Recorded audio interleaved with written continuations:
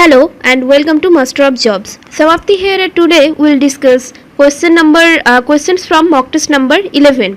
For the questions, the premium users of our course who have purchased our course, they can directly go to our website and give mock test there, and the users who are not our purchased members, they have to go to the description box and then you will get the PDF link of this question paper. Download this and solve it at first, then watch this analysis video. Okay, so let's jump to the analysis section without any further delay. The first question we can see that from pedagogy, and the question is, what method will be taken by a English teacher for a class test? একজন English টিচারকে class test নিতে গেলে কি method follow করতে হবে? So we have to read the options first. Essay type questions, objective questions, oral question, A plus B means both essay type questions and objective question. So আমরা জানি যে আমাদেরকে যদি কোনো ইংলিশ ক্ষেত্রে যদি ক্লাস টেস্ট নিতে হয় তাহলে সেই ক্ষেত্রে আমাদেরকে ল্যাঙ্গুয়েজের উপরে এবং লেখার যে দক্ষতা, তো সেই যে দক্ষতার উপরে জোর দেওয়ার জন্য আমাদেরকে কি করতে হবে, মানে অ্যাজ এ টিচার আমাদেরকে দেখতে হবে যে আমাদের যারা স্টুডেন্ট তারা কতটা ইংরাজি লিখতে দক্ষ। তো সেই জন্য এসে টাইপ যে কোয়েশ্চেন্স সেটাই কিন্তু সিলেক্ট করতে হবে for a class test. Class test নেওয়ার জন্য কিন্তু এসে টাইপ কোয়েশ্চেনটাই দরকার, কারণ তার মাধ্যমে কিন্তু আমরা দেখতে পাবো যে বুঝতে পারবো যে আমাদের স্টুডেন্ট বা যারা রয়েছে বা যারা লার্নার্স তারা ইংরেজি যে language that's their second language তারা কতটা অ্যাচিভ করতে পেরেছে, তারা কতটা শিখতে পেরেছে, অ্যাকোয়ার করতে পেরেছে, তাদের নলেজ কতটা হয়েছে বা তাদের সেন্টেন্স লেখার স্ট্রাকচার কতটা তারা বুঝতে পেরেছে। সো তার জন্য এসে টাইপ কোশ্চেনটা করা খুব দরকার। অবজেক্টিভ কোশ্চেন করার জন্য কিন্তু ক্লাস টেস্টে অবজেক্টিভ কোশ্চেন করলে আমরা কিন্তু বুঝতে পারবো না যে স্টুডেন্টরা কতটা রিচ করতে পেরেছে ল্যাঙ্গুয়েজটাকে, সো এটা হবে না। আর ওরাল কোশ্চেন, মৌখিক কোশ্চেন আমরা ওরাল এক্সামের সময় নিতে পারি, তো সেটার জন্য ক্লাস টেস্টের কোনো প্রয়োজন হয় না। সো আর A প্লাস B হবে না, কারণ আমরা প্রথমেই বলে নিয়েছি যে অপশন এ এসে টাইপ কোশ্চেন এটা বেশি needful for a class test for English teacher or English exam. So right answer will be essay type question. So question number 21, answer will be essay type question, that is option A. Okay, then next question.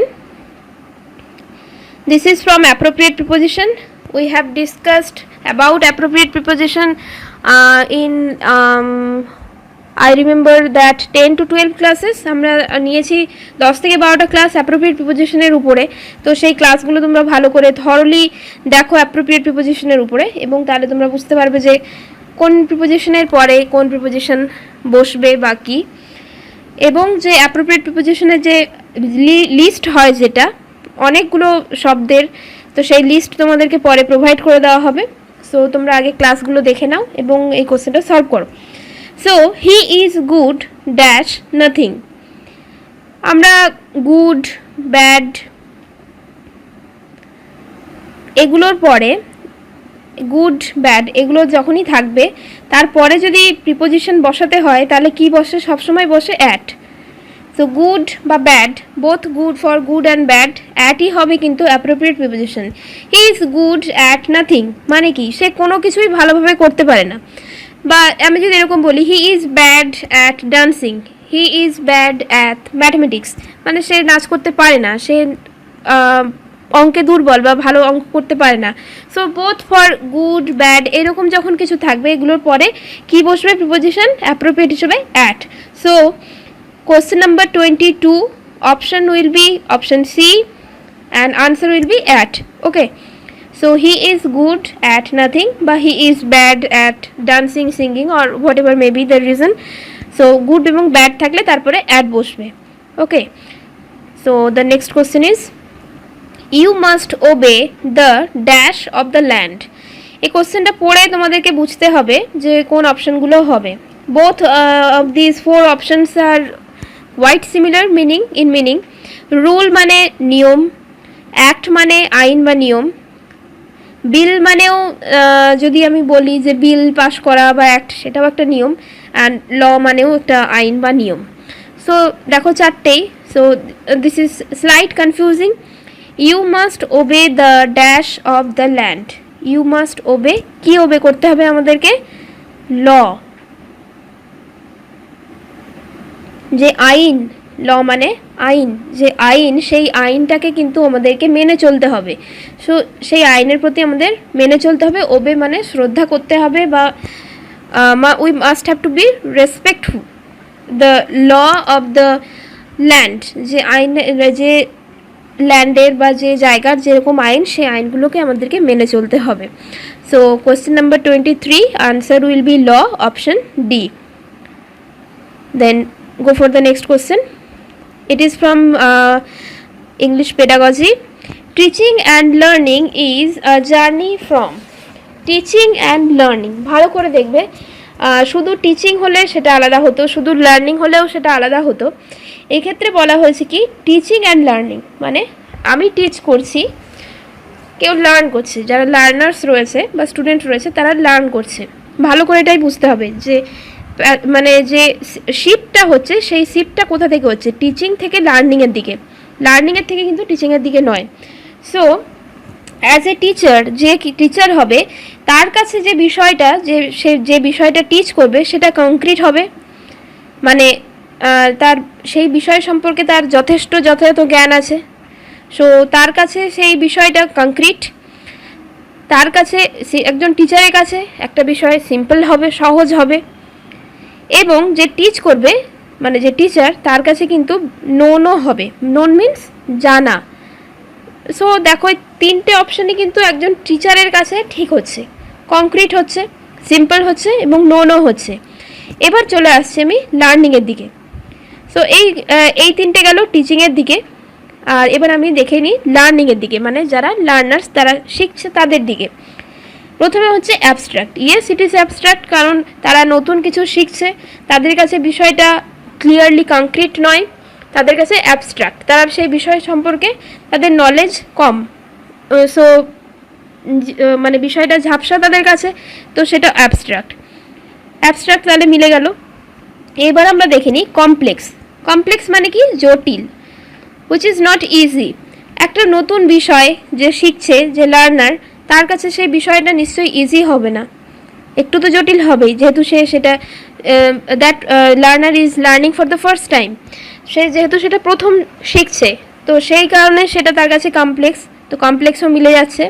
এবং unknown, yes, that topic is really unknown, কারণ সেটা unknown বলেই সে শিখছে, নতুন কিছু জানছে, তো সেটা তার কাছে অপরিচিত।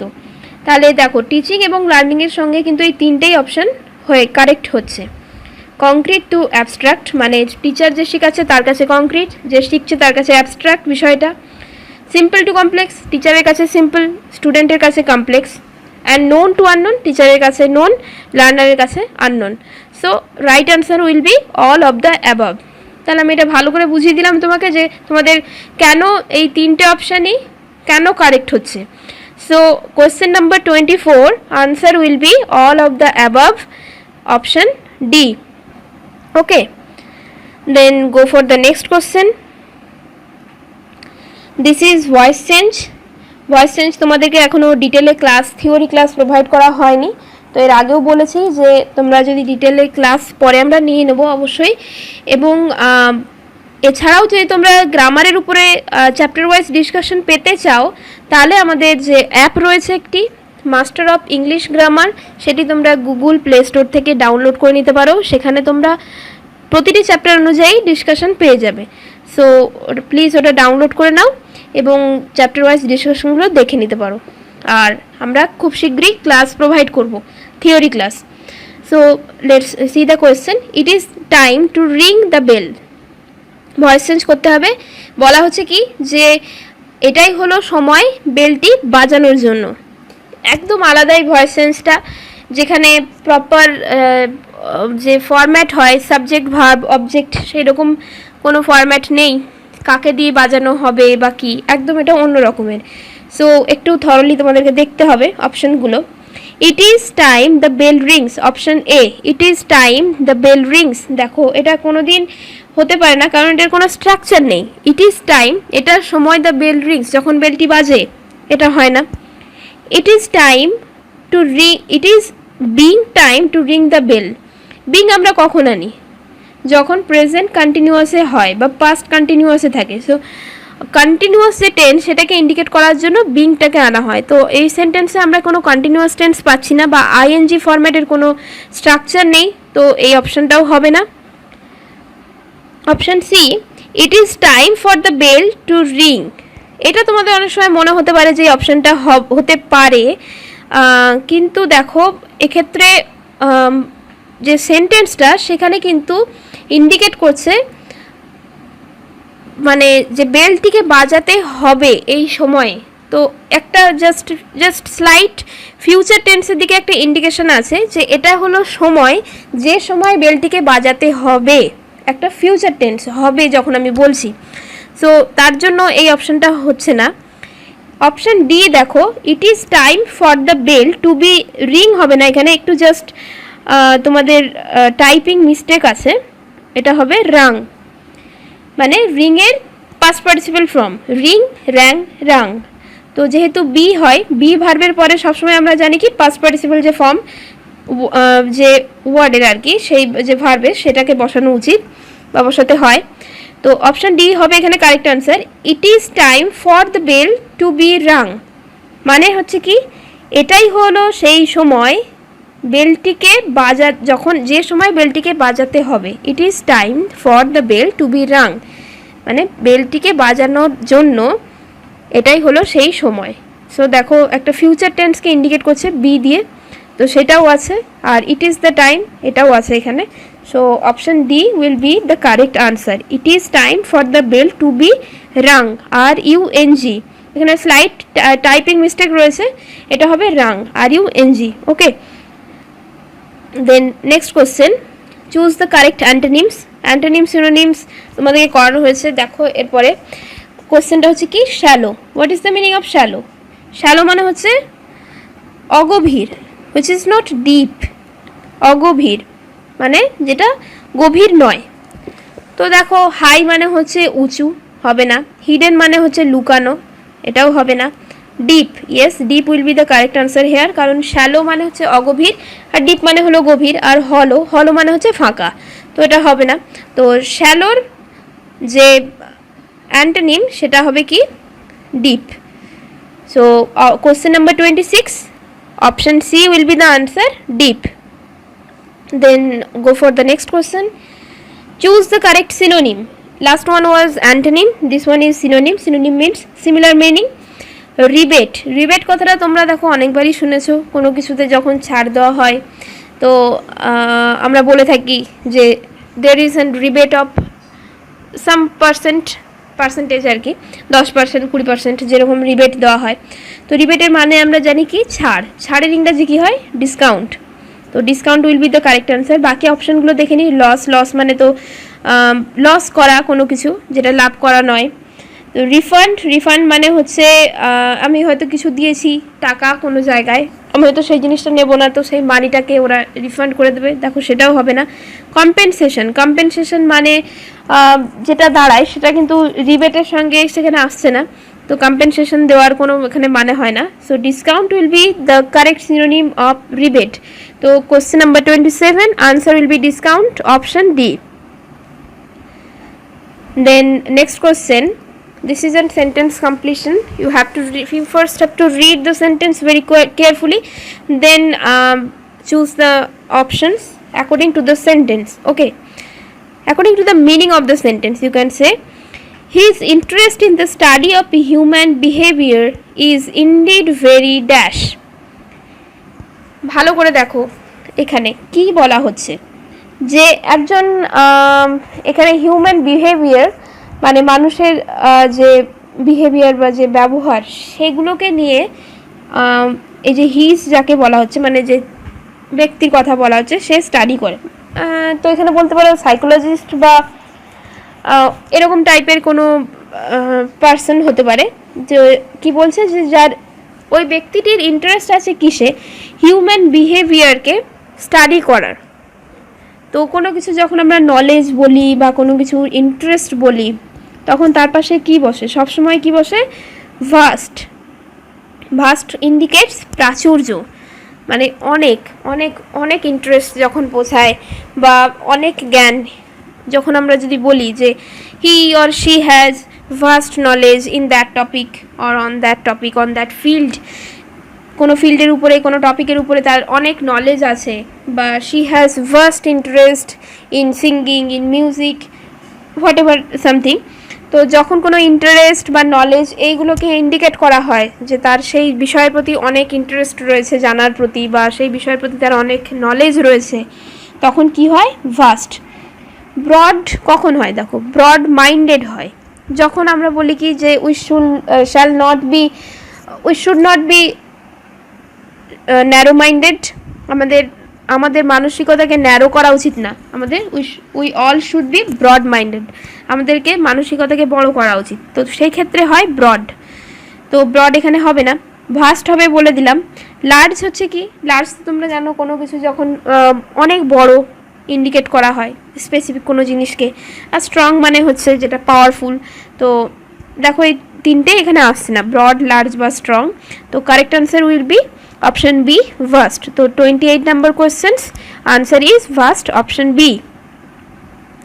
The next question, write the verb form of act. প্রথমে তোমাদেরকে মনে রাখতে হবে এই যে অ্যাক্ট যে ওয়ার্ডটা, এই অ্যাক্ট একটা এমন জিনিস যেটা both can be used as a noun and as a verb. কোশ্চেনটা দেখে তোমাদের মনে হতেই পারে যে অ্যাক্ট তো নিজেই ভার্ব ফর্ম, সেটার আবার ভার্ব ফর্ম কী করে হবে? তো আমি বলে দিই, অ্যাক্টকে নাউন হিসেবে ইউজ করা যায়, ভার্ব হিসেবে ইউজ করা যায়। নাউন হিসেবে কখন ইউজ করা যায়? যদি আমরা মনে করি যে this is act we have to do, একটা কাজ, আ থিং টু ডু, যদি আমরা অ্যাক্টকে তখন ইউজ করতে পারি নাউন হিসেবে যদি সেটা আমরা বলতে পারি এ থিং টু ডু আর এ ওয়ার্ক টু ডু, তখন হচ্ছে সেটা একটা নাউন হয়ে যাচ্ছে যে আমাদেরকে এই কাজটি করতে হবে। তো এই কাজটা যখন অ্যাক্টের মাধ্যমে বোঝায়, then it is used as noun. এবার আমি বলি ভার্বের কথায়। ভার্ব কী করে বোঝানো যায়?